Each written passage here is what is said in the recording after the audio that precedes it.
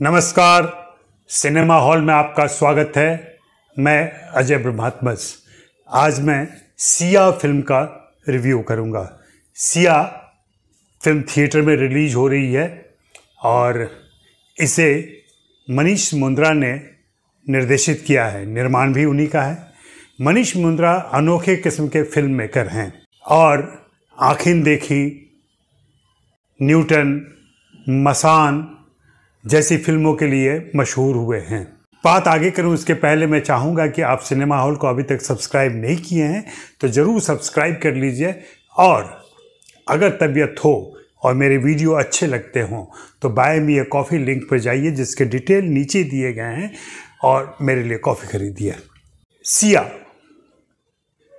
बहुत सादगी के साथ सीधे बात करती है और एक बड़े मुद्दे पर यह बात करती है। बड़ा मुद्दा क्या है? बलात्कार का मुद्दा है।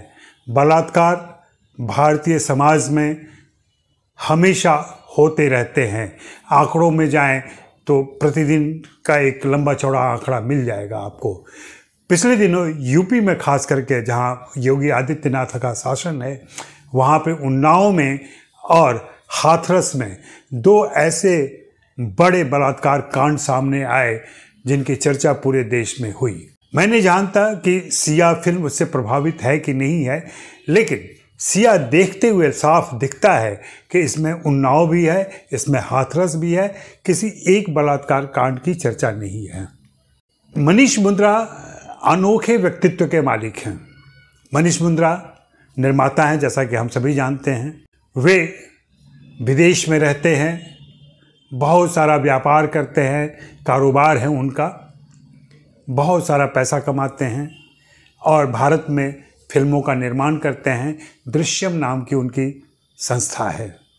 इसके अलावा फोटोग्राफी करते हैं, अच्छा खाना बनाते हैं, पेंटिंग करते हैं, कविताएं भी लिखते हैं और इस बार उन्होंने फैसला किया कि यह शौक़ भी पूरा कर लें, फिल्म निर्देशन कर लें।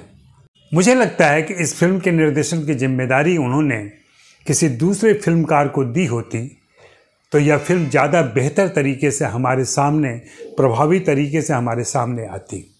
लोभ इतना होता है निर्माताओं का, और अगर वह निर्माता प्रजातांत्रिक तरीके से काम नहीं करता हो तो उसे लगता है कि सब कुछ तो उसी की वजह से हो रहा है, और ऐसे में वह निर्णय लेता है कि एक दिन वह फिल्म बनाएगा और फिल्म बना भी लेता है, क्योंकि उसके पास तमाम साधन हैं और लोग सहयोग करने के लिए तैयार रहते हैं।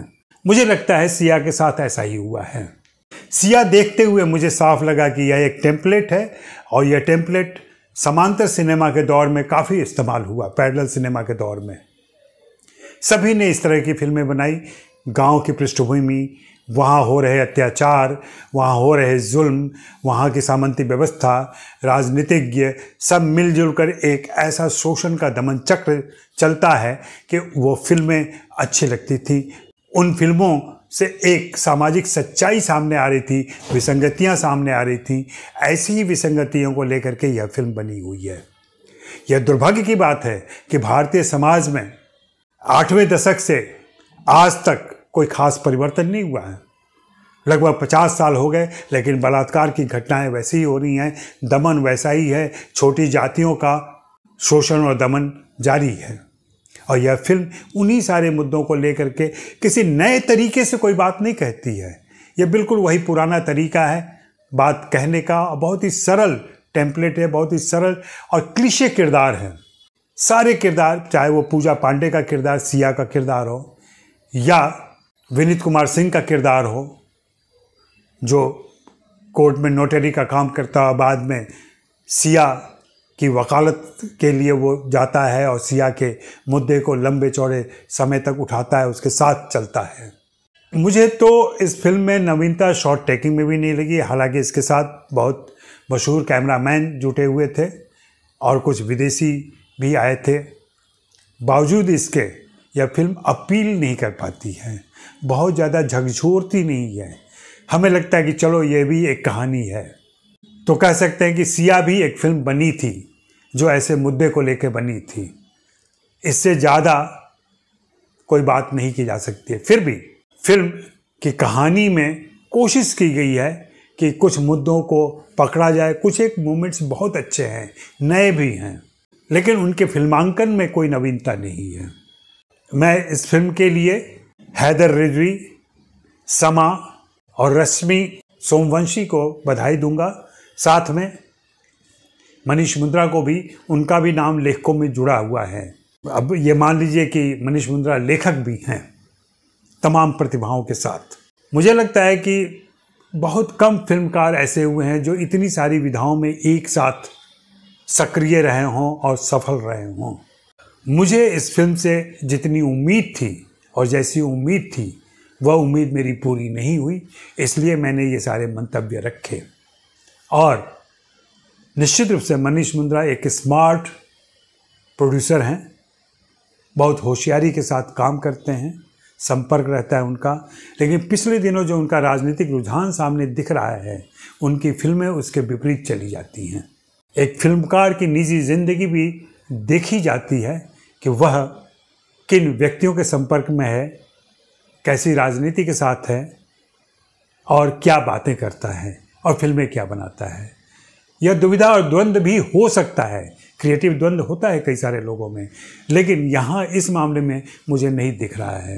यहाँ सब कुछ स्पष्ट है कि क्या चाहिए, क्या करना है और क्या होना है और क्या कर पा रहे हैं। मैं पूजा पांडे और विनीत कुमार सिंह की तारीफ करूँगा कि उन्होंने ऐसी घिसी पिटी फिल्म में भी बेहतरीन प्रदर्शन करने का मौका निकाला है और उन्होंने अपनी तरफ से मेहनत की है। मुझे लगता है कि चूँकि उनके प्रिय कलाकार हैं विनीत कुमार सिंह, मनीष मुंद्रा को चाहिए कि विनीत कुमार सिंह की प्रतिभा को देखते हुए किसी बेहतरीन स्क्रिप्ट पर काम करें, उन्हें और बेहतरीन मौका दें।